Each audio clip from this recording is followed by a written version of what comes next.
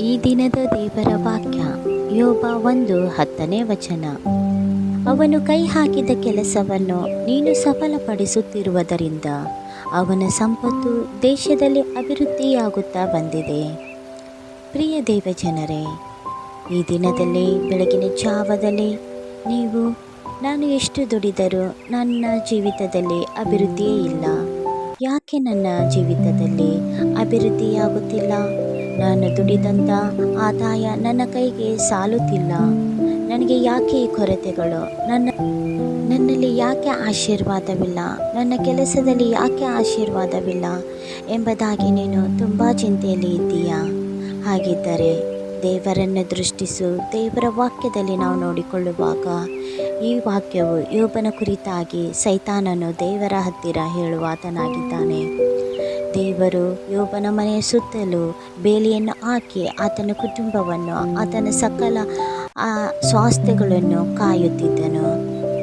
ಸೈತಾನನು ದೇವರಿಗೆ ಹೇಳುತ್ತಿದ್ದಾನೆ, ನೀನು ಯೋಬನಿಗಿರುವಂಥ ಎಲ್ಲ ಸ್ವಾಸ್ಥ್ಯವನ್ನು ಅಳಿಸಿಬಿಡು, ಆಗ ಆತನು ನಿನ್ನನ್ನು ದೂಷಿಸುತ್ತಾನೆ ಎಂಬುದಾಗಿ ಹೇಳುತ್ತಾನೆ. ದೇವರು ಸೈತಾನನಿಗೆ ಅವನ ಸ್ವಾಸ್ಥ್ಯವೆಲ್ಲ ನಿನ್ನ ಕೈಗೆ ಕೊಟ್ಟಿದ್ದೇನೆ ನೋಡು, ಆದರೆ ಅವನ ಮೈ ಮೇಲೆ ಮಾತ್ರ ನೀನು ಕೈ ಹಾಕಬೇಡ ಎಂಬುದಾಗಿ ಅಪ್ಪಣೆ ಕೊಡುತ್ತಾರೆ. ಸೈತಾನನು ಯೋಬನನ್ನು ಶೋಧಿಸಿ ನೋಡುತ್ತಾನೆ. ಯೋಬನಿಗೆ ಇರುವಂಥ ಎಲ್ಲ ಸ್ವಾಸ್ಥ್ಯವು ಕಳೆದುಕೊಂಡನು, ಮಕ್ಕಳನ್ನು ಕಳೆದುಕೊಂಡನು. ಆತನ ಮೈ ಮೇಲೆಲ್ಲ ಬೊಬ್ಬೆಗಳು ಬಂದು ಆತನಿಗೆ ಆ ಬೊಬ್ಬೆಯು ಬಾಧಿಸುತ್ತಾ ಇದ್ದವು. ಕೊನೆಯಲ್ಲಿ ಹೆಂಡತಿಯೂ ಸಹ ನೀನು ದೇವರನ್ನು ದೂಷಿಸಿ ಸಾಯಿ ಎಂಬುದಾಗಿ ತಿರಸ್ಕರಿಸಿ ಹೋದಳು. ಆತನು ಯಾರು ಇಲ್ಲದಂಥ ಪರಿಸ್ಥಿತಿಯಲ್ಲಿಯೂ ದೇವರನ್ನು ದೂಷಿಸಲಿಲ್ಲ.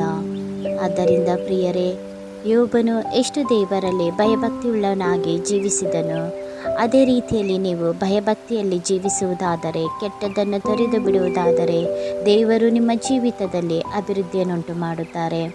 ಮತ್ತು ಯೋಬನು ತನ್ನ ಸ್ನೇಹಿತರಿಗಾಗಿ ಪ್ರಾರ್ಥನೆ ಮಾಡಿದಾಗ ಆತನಿಗಿರುವಂಥ ಎಲ್ಲ ಬೊಬ್ಬೆಯು ಹೋಯಿತು. ಆತನಿಗೆ ಕಳೆದುಕೊಂಡಂಥ ಆಸ್ತಿ ತಿರುಗಿ ಬಂದಿತು. 2ರಷ್ಟಾಗಿ ದೇವರು ಆತನನ್ನು ಆಶೀರ್ವದಿಸಿದನು. ಆತನ ಸ್ವಾಸ್ಥ್ಯವನ್ನೆಲ್ಲ ಆಶೀರ್ವದಿಸಿದನು. ಆತನ ಮಕ್ಕಳನ್ನು ಮತ್ತೆ ಹೊಂದಿಕೊಂಡನು, ಹೆಂಡತಿಯನ್ನು ಹೊಂದಿಕೊಂಡನು. ಆದ್ದರಿಂದ ಪ್ರಿಯರೇ, ನೀವು ದೇವರಲ್ಲಿ ಭಯಭಕ್ತಿಯಿಂದ ತಾಳ್ಮೆಯಿಂದ ಜೀವಿಸುವಾಗ ದೇವರು ನಿಮ್ಮನ್ನು ಅದ್ಭುತವಾಗಿ ಆಶೀರ್ವದಿಸಿ ನಡೆಸುವಾತರಾಗಿದ್ದಾರೆ. ದೇವರ ವಾಕ್ಯದಲ್ಲಿ ನೀವು ಭರವಸೆಯುಳ್ಳವರಾಗಿರ್ರಿ. ಯೋಬನ ಜೀವಿತದಲ್ಲಿ ಯಾಕೆ ಈ ಅಭಿವೃದ್ಧಿ, ಯಾಕೆ ಆತನ ಸ್ವಾಸ್ಥ್ಯವೆಲ್ಲ ಆಶೀರ್ವಾದ ಹೊಂದಿತು ಎಂಬುದಾಗಿ ಹಿಂದಿನ ವಾಕ್ಯದಲ್ಲಿ ನೋಡಿಕೊಳ್ಳುವಾಗ 8ನೇ ವಚನದಲ್ಲಿ ದೇವರಲ್ಲಿ ಆತನು ಭಯಭಕ್ತಿಯುಳ್ಳವನಾಗಿ ಕೆಟ್ಟದ್ದನ್ನು ನಿರಾಕರಿಸುತ್ತಾ ನಿರ್ದೋಷಿಯೂ ಯಥಾರ್ಥ ಚಿತ್ತನೂ ಆಗಿದ್ದನು. ಅವನಿಗೆ ಸಮಾನನು ಭೂಲೋಕದಲ್ಲಿ ಎಲ್ಲಿಯೂ ಸಿಕ್ಕುವುದಿಲ್ಲ ಎಂಬುದಾಗಿ ನಾವು ನೋಡುತ್ತೇವೆ. ಆದ್ದರಿಂದ ಪ್ರಿಯರೇ, ನೀವು ಆಶೀರ್ವಾದ ಬೇಕು. ನಾನು ಎಷ್ಟು ಪ್ರಾರ್ಥನೆ ಮಾಡಿದರೂ ನನಗೆ ಜೀವಿತದಲ್ಲಿ ಆಶೀರ್ವಾದ ಇಲ್ಲ. ನಾನು ಎಷ್ಟಾಗಿ ಪ್ರಯತ್ನಪಟ್ಟರೂ, ನನ್ನ ಸ್ವಬಲದಿಂದ ಪ್ರಯತ್ನಪಟ್ಟರೂ ನನ್ನಲ್ಲಿ ಆಶೀರ್ವಾದವೇ ಇಲ್ಲ, ಅಭಿವೃದ್ಧಿಯೇ ಇಲ್ಲ ಎಂಬುದಾಗಿ ನೀನು ಚಿಂತಿಸಿ ಲಾಭವಿಲ್ಲ. ನಿನ್ನ ಜೀವಿತದಲ್ಲಿ ನೀನು ದೇವರಿಗೆ ಭಯಪಟ್ಟು ಜೀವಿಸುತ್ತಾ ಇದ್ದೀಯಾ? ಕೆಟ್ಟದನ್ನು ನಿರಾಕರಿಸಿ ನಿರ್ದೋಷಿಯಾಗಿಯೂ ಯಥಾರ್ಥ ಚಿತ್ತವಾಗಿಯೂ ನೀನು ನಡೆಯುತ್ತಿದ್ದೀಯಾ? ಒಂದು ನಿಮಿಷ ನಿಮ್ಮನ್ನೇ ನೀವು ಪರೀಕ್ಷಿಸಿಕೊಳ್ಳಿರಿ. ಈ ವಾಕ್ಯವನ್ನು ಈ ದಿನದಲ್ಲಿ ನೀವು ನಂಬುವುದಾದರೆ ನನ್ನೊಟ್ಟಿಗೆ ಹೀಗೆ ಪ್ರಾರ್ಥನೆ ಮಾಡಿರಿ. ನಮ್ಮನ್ನು ಅತಿಶಯವಾಗಿ ಪ್ರೀತಿ ಮಾಡಿರುವಂಥ ನಮ್ಮ ತಂದೆ ಆಗಿರುವಂಥ ದೇವರೇ, ಅಪ್ಪ, ಈ ಬೆಳಗಿನ ಜಾವದಲ್ಲಿ ನನ್ನ ಜೀವಿತದಲ್ಲಿ ಅಭಿವೃದ್ಧಿಯೇ ಇಲ್ಲ ಎಂಬುದಾಗಿ ನೊಂದು ಬೆಂದು ಹೋಗಿರುವಂಥ ನಿನ್ನ ಮಕ್ಕಳನ್ನು ನೀನು ಆಶೀರ್ವದಿಸಪ್ಪ.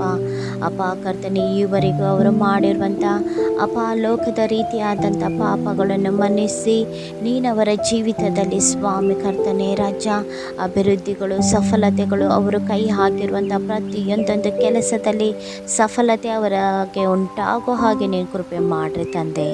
ಅಪ್ಪ, ಹಾಗೆ ಮಾಡುವ ದೇವರು ನೀವಾಗಿದ್ರಿಪ್ಪ. ನಿಮ್ಮ ಮಕ್ಕಳನ್ನು ಸ್ವಾಮಿ ನೀವು ಪರಾಂಬರಿಸ್ರಿ ಕರ್ತರೆ, ಅವರ ಕೈ ಹಿಡಿದು ನೀವು ನಡೆಸ್ರಿ ರಾಜ. ಹಾಗೆ ಮಾಡಿರೋದಕ್ಕಾಗಿ ಸ್ತೋತ್ರ, ಯೇಸುವಿನ ನಾಮದಲ್ಲಿ ತಂದೆ, ಆಮೇನ್. ದೇವರು ನಿಮ್ಮನ್ನು, ನಿಮ್ಮ ಕುಟುಂಬವನ್ನು ಹೇರಳವಾಗಿ ಆಶೀರ್ವದಿಸಲಿ. ಆಮೇನ್.